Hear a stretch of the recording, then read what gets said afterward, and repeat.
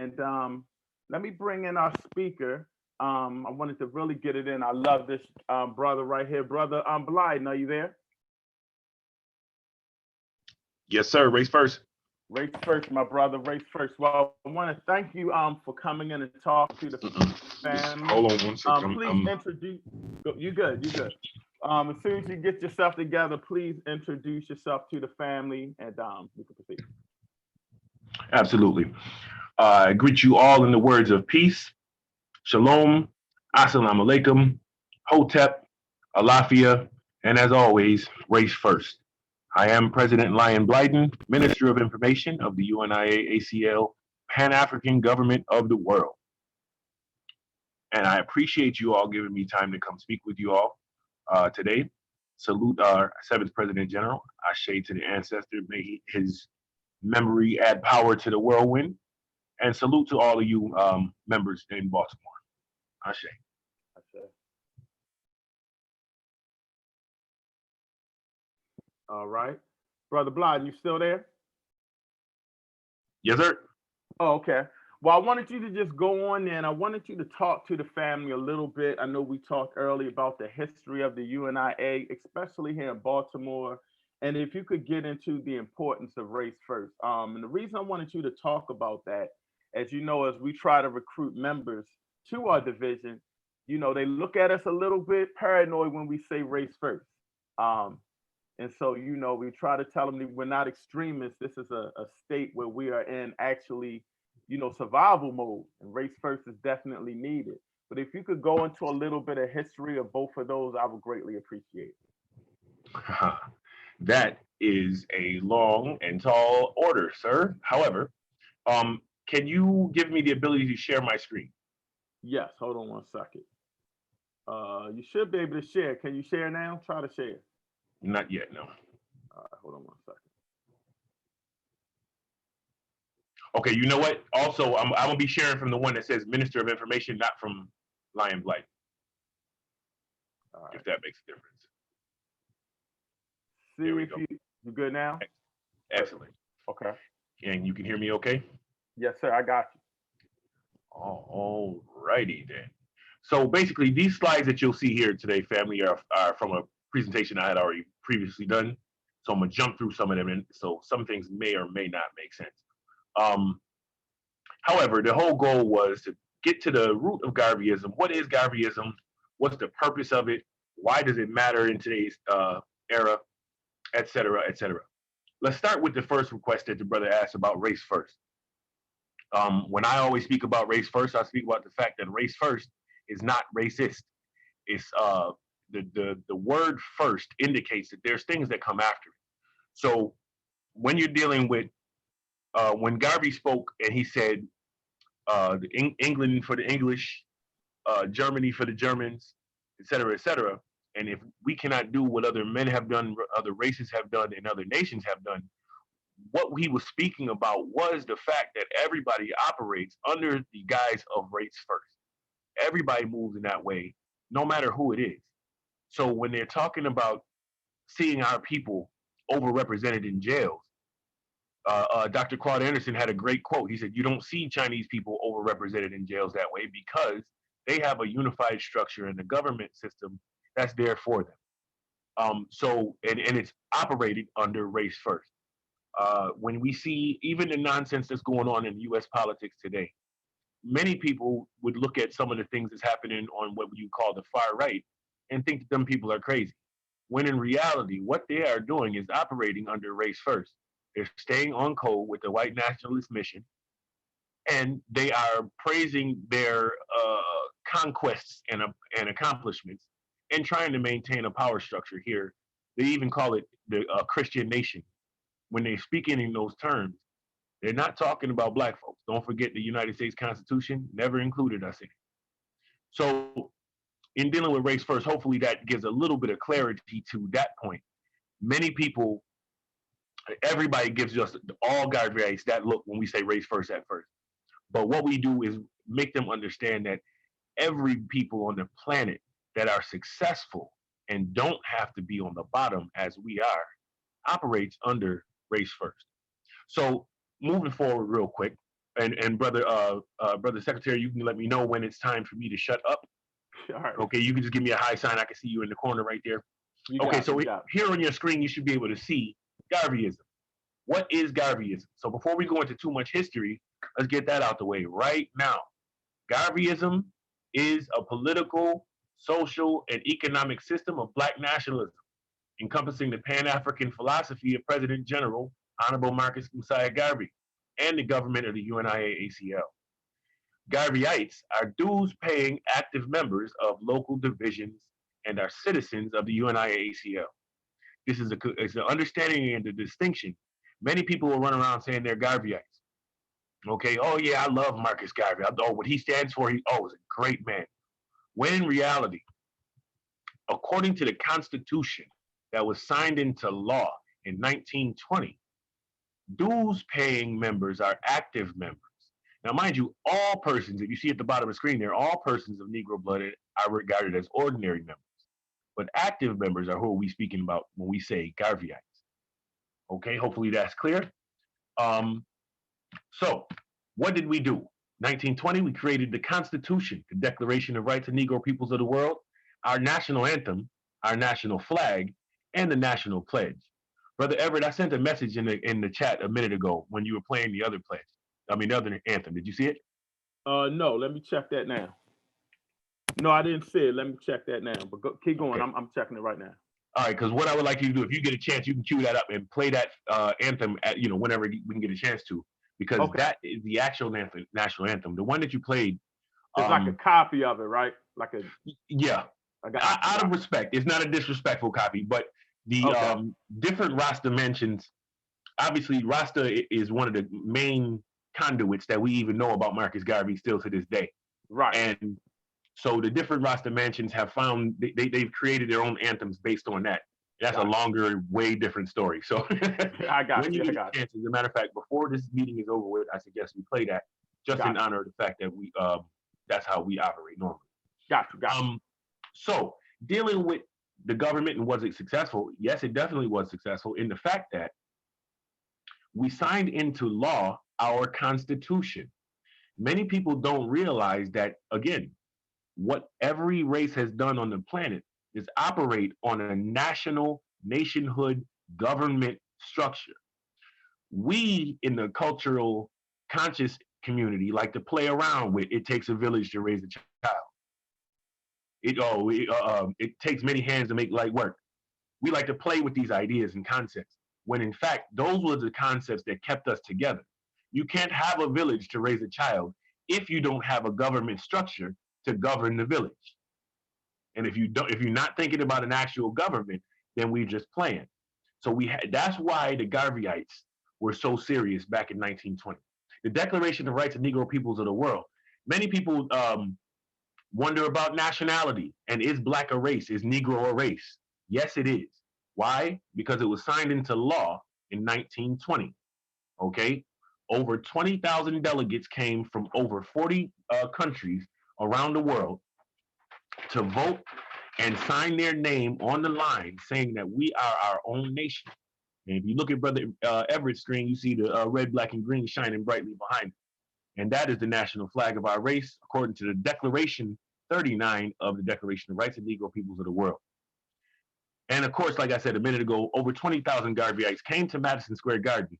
And when I say that, you must understand that at that time, Madison Square Garden couldn't fit 20,000 people inside. So you're talking about for a full 31 days of August, 10,000 people at a time shuffling in, another 10,000 people shuffling out to take their turns every single day to sign their names on the legal document that is our Constitution and Declaration. All right. And when you see the definition there of nation, it's the fact or status of being a nation. All right. Just by you saying it, we're sovereign.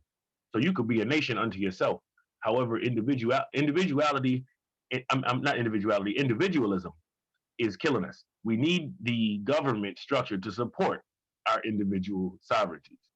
Ashe, moving forward. So here you see, we had an economic structure. Just today, I did a post on Facebook showing the loan receipts that the UNIA had. The government was so successful that we were able to give loans to our division members. So just now you see, brother president. I'm sorry, what's your president's name again? Um, brother Caesar, brother Caesar. brother Caesar. Okay. Mhm. So now, any of the division members have issues with their house. Somebody gets sick. Somebody's hungry for whatever reason. Call up brother Secretary Winchester. Call up brother President Caesar. Okay, and the loan gets written. Why? Because it's already an honor system. Because we operating under nation, and everybody makes a sacrifice for the nation, and then gets repaid for said sacrifice because of the solid constituency that is built. That's race first. On your screen, you see the Negroes Factories League. You see the Black Star Line Steamship Corporation. Okay, everybody knows about the boats. Everybody knows about the laundries and the things like that. But what you probably don't get into the details is it wasn't just that those were UNIA companies. Individuals, like we just talked about individuals, right, owned businesses. And because they were members and paying into the government structure, that then became part of the Negro Factories Corporation. It was all one major network. The Black Cross nurses, who actually began during the Spanish flu. Many people don't understand that the fact that when the Spanish flu happened, you got to remember Black nurses were not allowed to be in the Red Cross. So we had to create our own schools. We had to serve our own people. When we were in the military, they wouldn't even let Black nurses go over to overseas to serve them. And when they did, they was disrespected to the highest degree. So what we did here, where we were able to create masks to give service to people in their homes. And this is in 1918 to 1919, remember. This is when the development of Black Cross nurses started. And we have several, especially from Baltimore, as a matter of fact, we have several commendable women, strong women that put that together, specifically in Belize, where Sister Vivian Say retrofitted an old airport to create a clinic to serve the people in Belize. We created a security system, the Universal African Legion. And this is, again, why we say was the government successful. While the UAL was active, the number of lynchings went down, specifically the number of lynchings from the KKK. That's why remember, the enemies of Gowrie were mad because he met with the Imperial Wizard.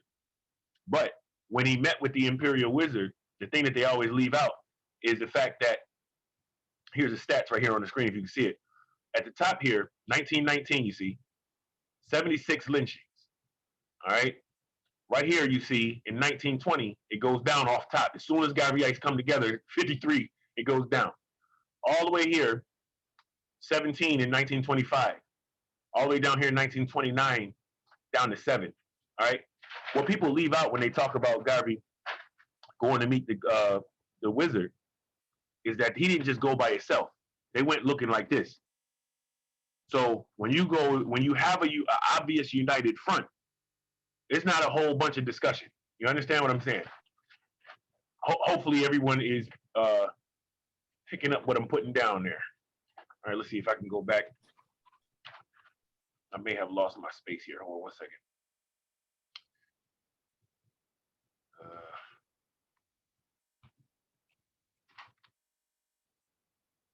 Right. Sorry, I got several screens going at once here.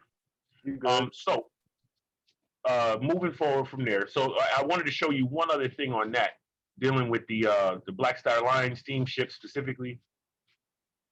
Where'd it go? All right, here we go. That's what I was just talking about. I may need you to let me share the screen again if it don't. Okay, there we go. Okay. Oh, and oh. All right, are we seeing? All right, so this is the details of what I was talking about with the Black Cross nurses and the Spanish flu. Okay. As a matter of fact, one other point, since we're talking about this, since I got this picture here, you notice the American flag there. Dealing with that race first thing, one thing that needs to be understood, we are our own government, okay? But just like many other nations within nations, we are basically dual citizens, okay? It is a tricky concept to understand, but when you think of it like that, you understand that we are a nation within a nation. Okay, we can get into more details. If you have any questions on that, we can get back to that part. I just wanted to highlight the flag. You see in the back is the red, black, and green. So the Black Star Line steamships, many people don't realize that they actually did sail. They always talk about how it failed, et cetera, et cetera. It did not fail. It was sabotaged. The one captain that we know of was caught throwing debris in the steamship fuel, causing damage to the steamship. At the same time, he was making deals with white businessmen and selling out the entire company. So here you see the Kanawha was in Virginia and Cuba, the Shady Side was in Hudson, and the Yarmouth was on Panama, Costa Rica, Boca de Toros, and Jamaica. So it was running, folks. Here you see there was a financial stat sheet. I'm not going to belabor this point too much. I just wanted you to see that there was an actual economic structure, which we are to build again by duty, by that pledge that we all just said. So the African Legion, also the African Motor Corps. So dealing with the women specifically. You see a picture here. You guys see the women here on the right? So the African Motor Corps was the women's auxiliary for the African Legion, okay? And members of the Motor Corps were trained in military discipline, driving, and repair, okay?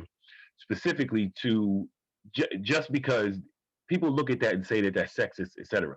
It's not in the fact that the only people that were allowed to actually go serve in the military at the time were men. So when they came back from service, they were the ones that would take charge and teach the drills, etc. So eventually women did take leadership roles. This is one thing that I wanted to make sure I showed you before I leave out of this part of it, is the UNIA Air Force. Many people have no idea that we had our own Air Force. You see Bessie Coleman, Edison McVeigh, and Lieutenant Julian, who made up the Black Eagles Flying Corps. As a matter of fact, let me zoom in real quick. You see that there is a famous picture of Bessie Coleman. They never mentioned the fact that the brother handing her the flowers is Colonel Edison McVeigh. All right, from the Universal African Legion, and that's the uniform. Okay, so that is that part of it. I wanted to share one other thing with you, brother, and then I will shut up talking. Dealing with your local division. Are you still seeing that? No, I gotta stop sharing and come back in with this one. Dealing with Baltimore. Before I came in to do this presentation today, I did do some looking, because anytime I do something like this, I want to be prepared as much as possible. And you see here, this is some history on the Baltimore division, the historical Baltimore division. The first president was Joseph Josiah Cranston, Ashe. He went on to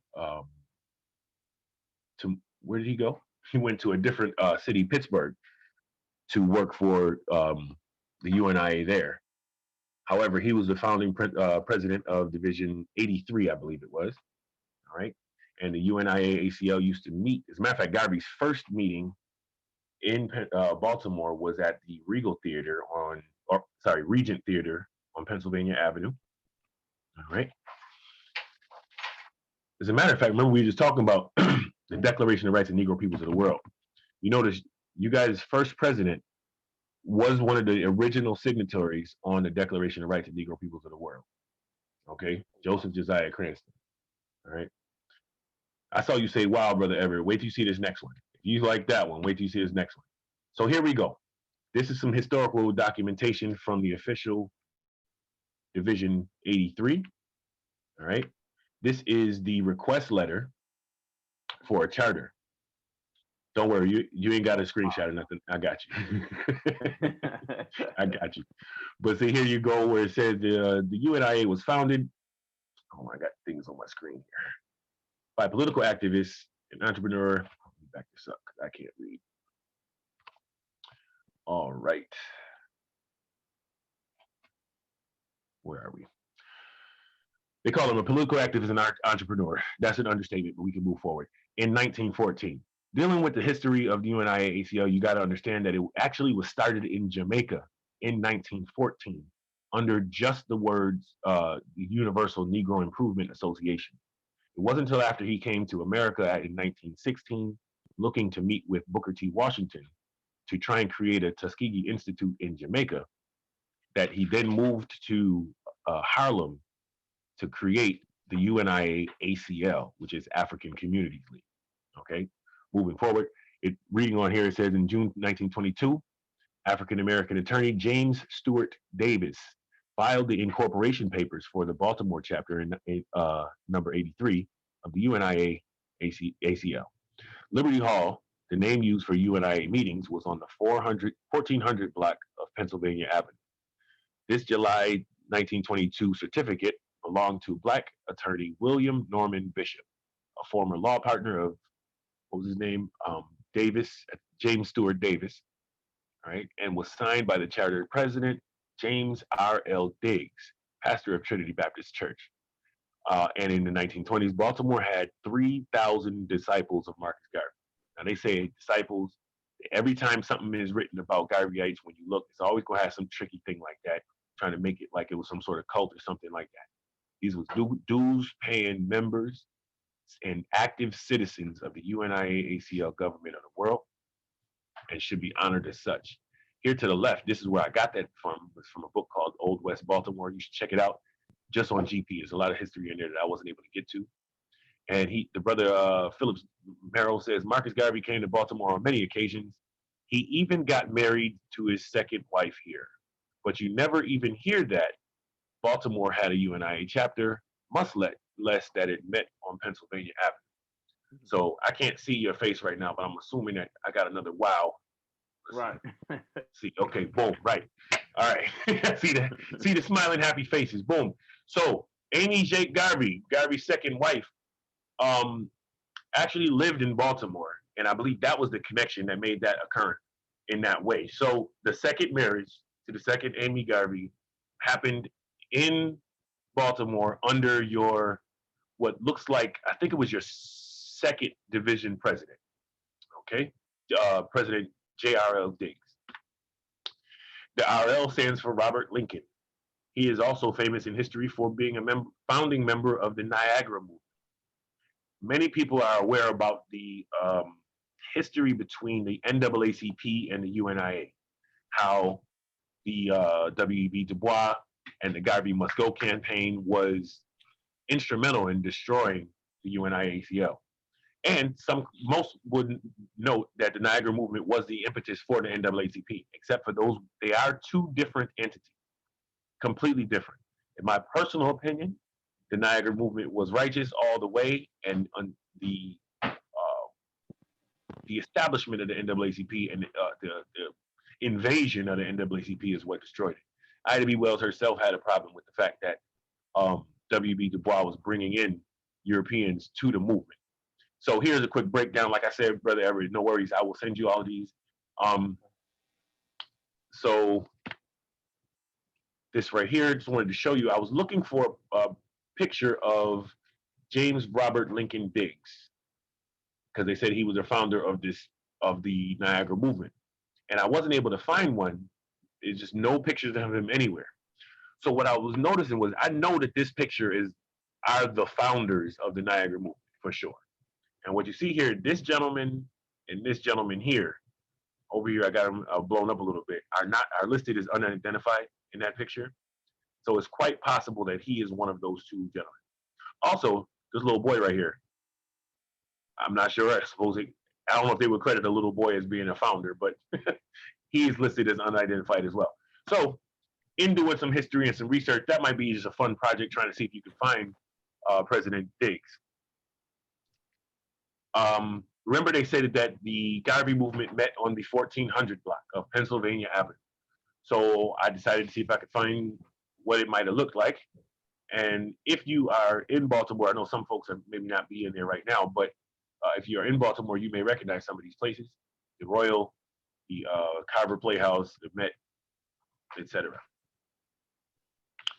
Okay, so with that, I can end the slideshow unless you guys have any other questions about those. But I just wanted to give you a brief update, and if there's anything specific that you want me to touch on, I will do so now. Brother Blyden, before if anybody wants to ask a question, we're going to open it up. But I wanted to ask you something first. Talk about the importance of our sisters in the UNIA. As we go on and we're starting to get our division strong. Talk about the importance that the sisters play in the UNIA and the history of the sisters with the UNIA. That's simple, but I can elaborate. Yeah. Quite simply, the answer is without our women, there would be no UNIA-ACL. Straight. Garvey himself made a mention to it. I'll find the quote for you. Because of the titles and the way things was broke down, people always assume that it was a sexist, chauvinistic even tone. And some males may have taken that wrongly. However, here in Buffalo, our most highly decorated members were women. The ones that worked the hardest in the community here in Buffalo were women. It went on, as a matter of fact, one of the national organizers that went with Garvey, and actually I believe may have played a part in running the government when he was locked up. All women. You look at Amy J. Garvey when she took a bullet for the PG in the office when they sent what's the name to assassinate him. Okay, pure women. Like I said about the Spanish flu, that's hands down. You already know that was women. Anybody, as all men on this list right here that I'm looking at, you know when you sick and you got a woman sitting right there taking care of you, that is the best thing in the world, and they do it the best, hands down. When the Spanish flu was happening, they took it upon themselves to create soup kitchens, to start sewing masks, to create their own clinic. Every city had its own nursing school under the Black Cross nurses, and that was a direct result of the women taking charge. I just actually looked up another thing where some of the women were actually. You know what? I ought to show you that because I was doing that for my own division. But there's a quote where the ladies stood up and was like, "Nah, we can do whatever the men can do." You know what I mean? Like another woman that was actually saying that it wasn't possible. Let me see if I can pull this up real quick. Hopefully, I'm answering your question, not rambling too much. You flown. Go ahead. Okay. Well, then here, because I really just looked this up. This was just today. If you look here, sister, you know what I'm saying, named Mrs. Robinson from New Orleans, expressed concerns over women serving as field organizers.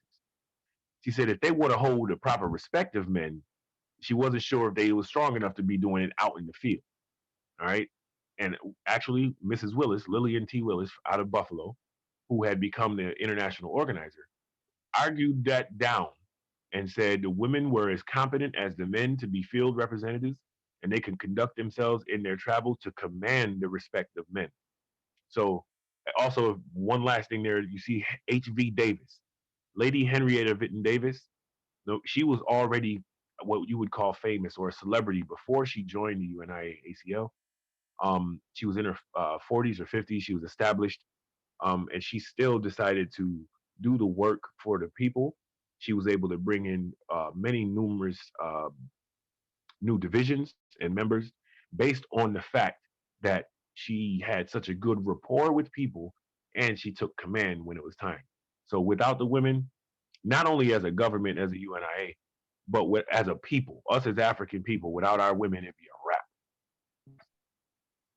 And my daughter said yes.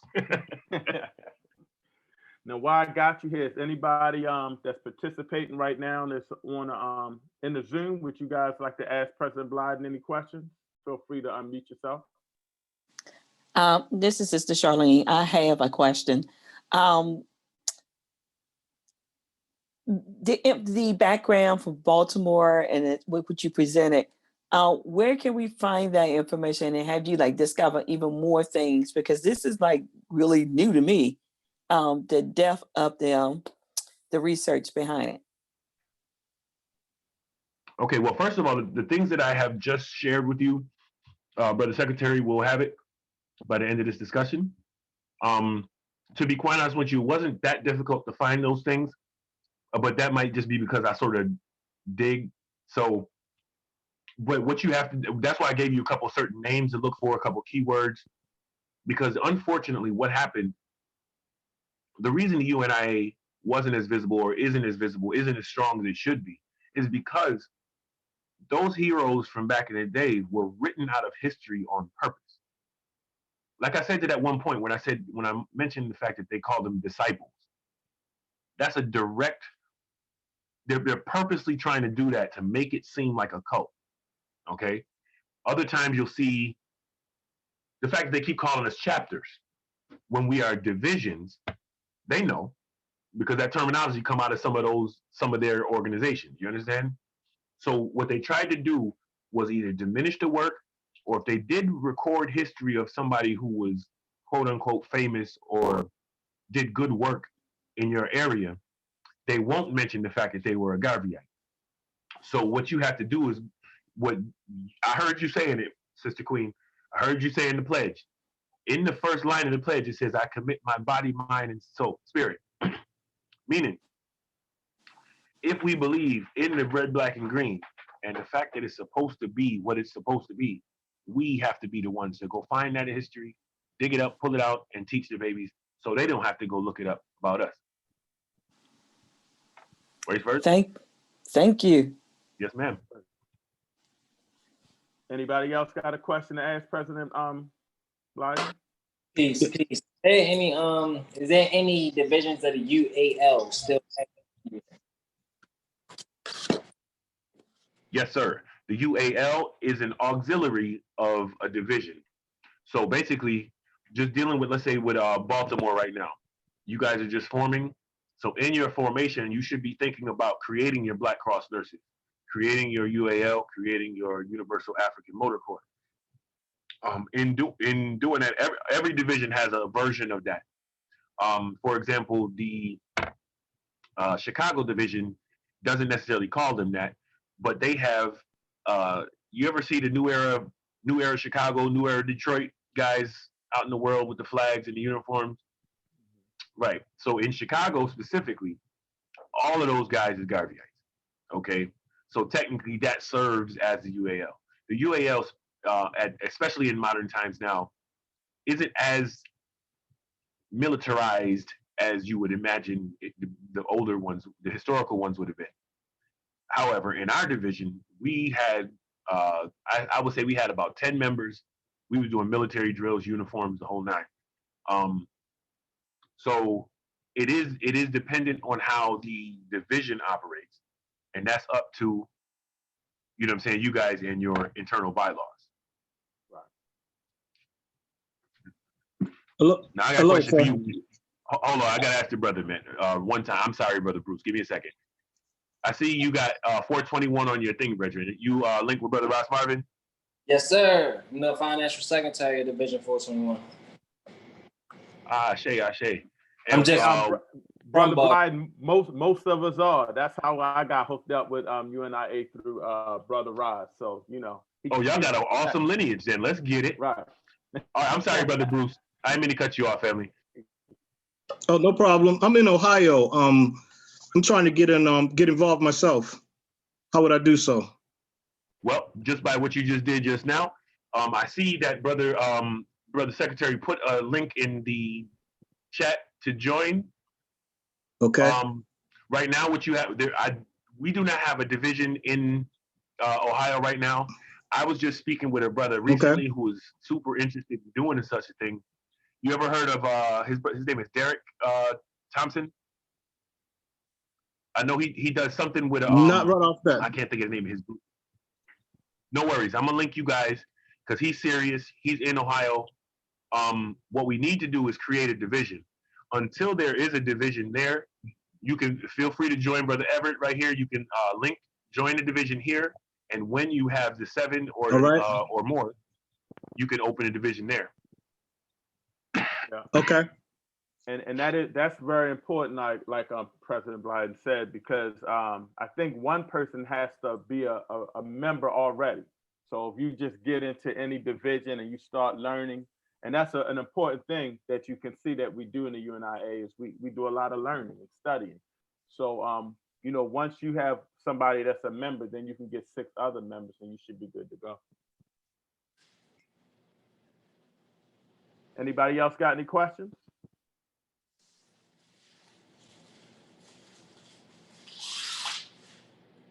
Anybody else?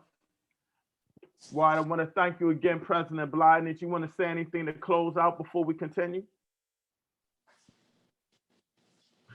No, sir. I will be here for a while. I have to go to the orientation with Brother Duguay in New York soon, but I'm here until the end. Anybody have any questions?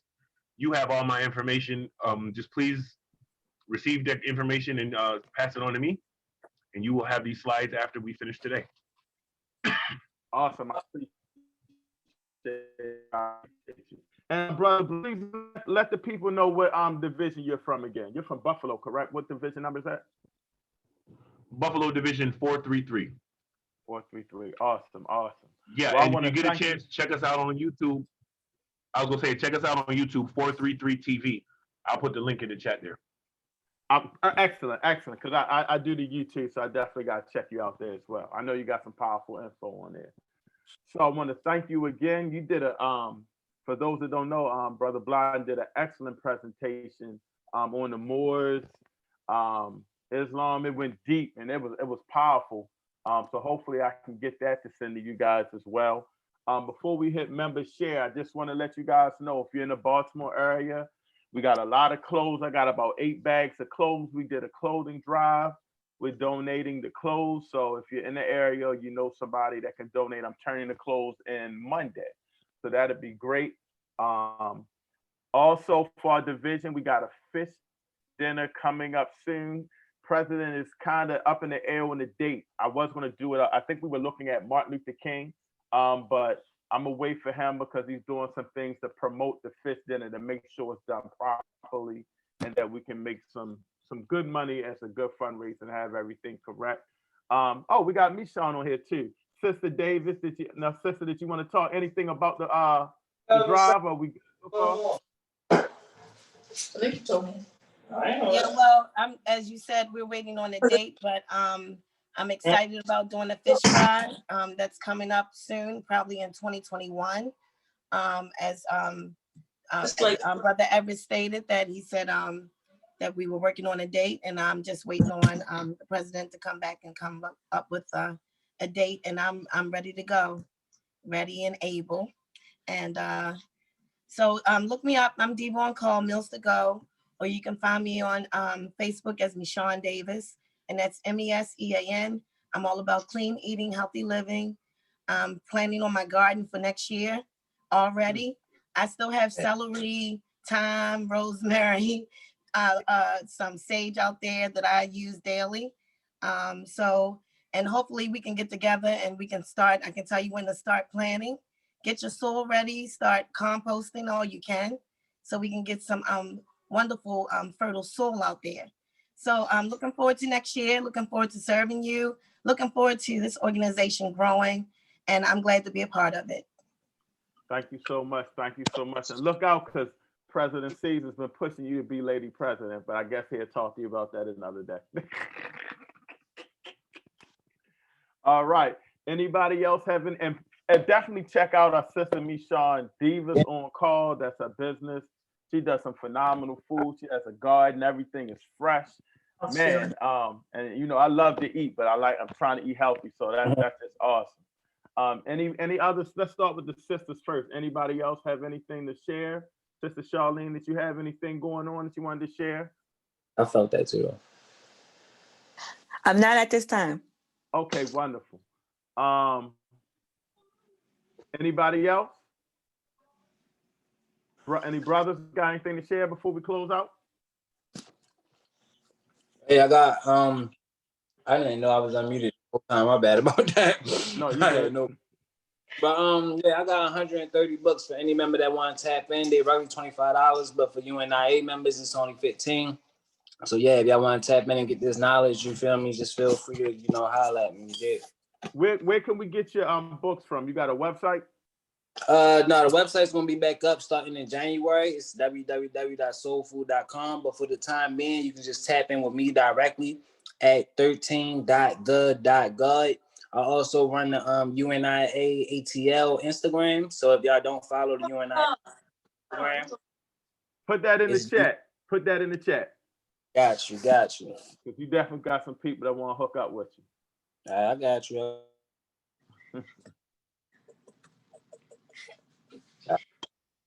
All right. Anybody else got anything to share before we close out? I'd like for you to play that anthem for me. I'm trying to pull that up now before we close out. I'm trying to pull that up now. That is the, you sent me the YouTube link, right? I got it.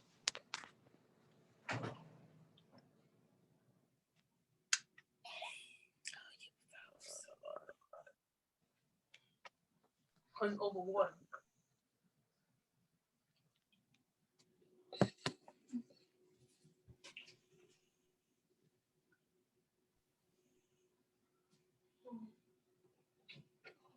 Hold it up. I'm looking for it now.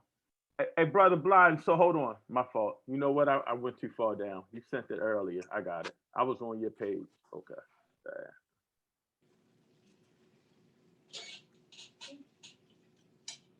All right. Before we close out, I'm gonna play the correct anthem. Does anybody have anything else to say before we close out? Anybody got anything going on that they want to share before we close out? All right, everybody's getting the texts and everything, correct? I know sometimes I forget to send them. Y'all got the texts today? All right, let me see if I can share my screen before we Hey, close out. you said a text. I didn't get a text on You the didn't get the text? No, sir. Let me get your while I got you here. What's your cell phone number? 614-596-5778. 614-596. What was the last four? 5778. 5778. Yeah. 614-596-5778. Yep. I got you. Wonderful. All right. Let me see if I can share my screen real quick.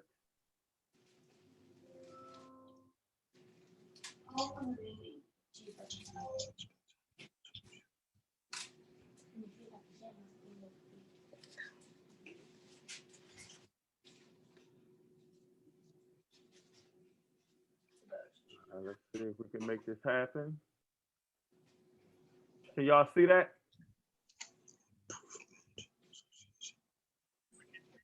Yep, can't hear it though. Okay. Yes.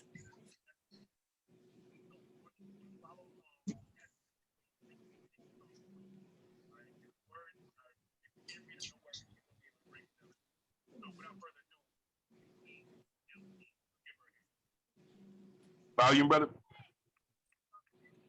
It's very light. I guess if you do it individually, we probably would.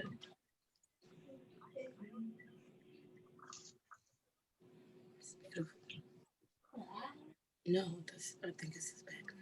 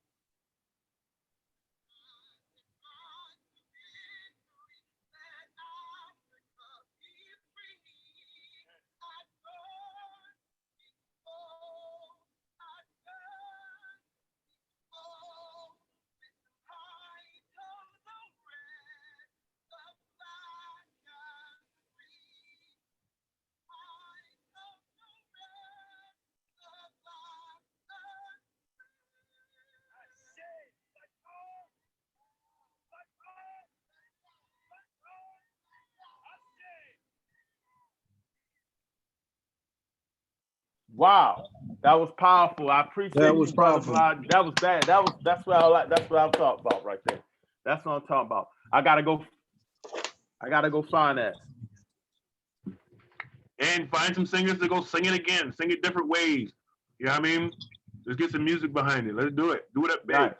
Right. I appreciate you. Well, I want to thank everybody for tuning in. Sorry we missed a couple of the meetings, but you know we had to postpone from last week, and we're trying to deal with the holidays. I'm going to add you, Brother Bruce, to the text, and I got everybody coming, and we should be going next in 2 weeks. So I'll let you guys know, because I'm going to talk to the president, because I think that Saturday might be New Year's or something like that. But I'll send out some texts to see who can make it, and we'll go from there. All right, everybody good? Good. All right, man. Race first. Thank you guys for tuning in, and I'll stay tuned. And you guys can hit me if you need me. And I love everybody. Race first, y'all. Race first. Race first. Hey, thank you, sir. All righty.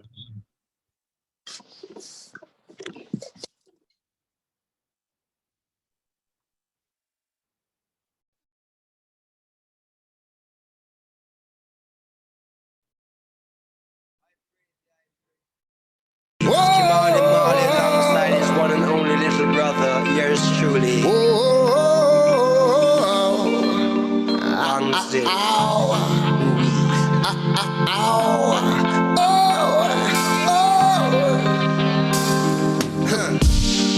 We're living a battle. Yes, And the God is on our side. We're not afraid of losing. not me. So we're not afraid to fight. We're fighting for our freedom.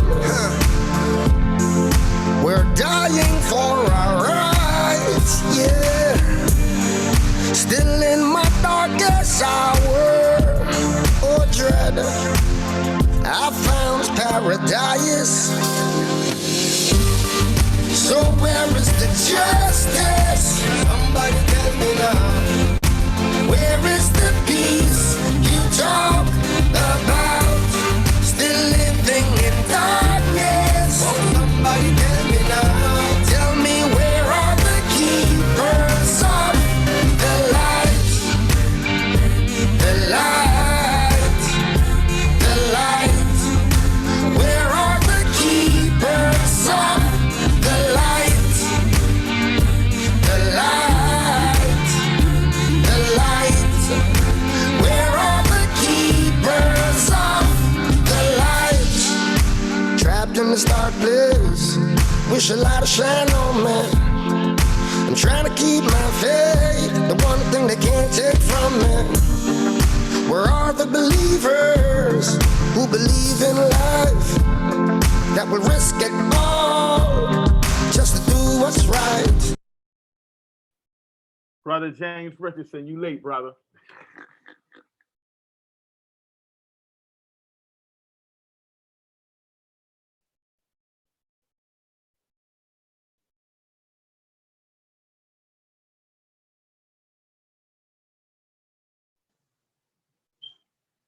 Brother James.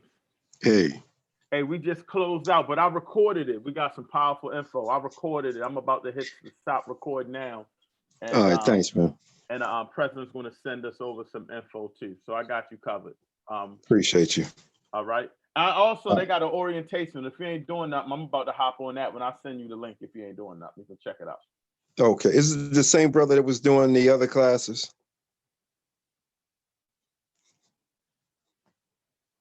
You been on them? You sent me one. I think I've been on like one or two, but dude was just a little winded for me, man. And you talking about Brother Duguay? I don't want to name names, but I don't know what his name is. But I know he had like some little PowerPoint or something or whatever, and he was just, yeah, dude was a little long with it. Yeah, I think you talking about Brother Rain. Yeah, I mean, but look, I'll send it to you. Just hop on there. Whatever all information is good. If check it out, and then This is true. Okay. All right. That'll all work. right. But I'm out of here now. So all right, peace. All right. Peace.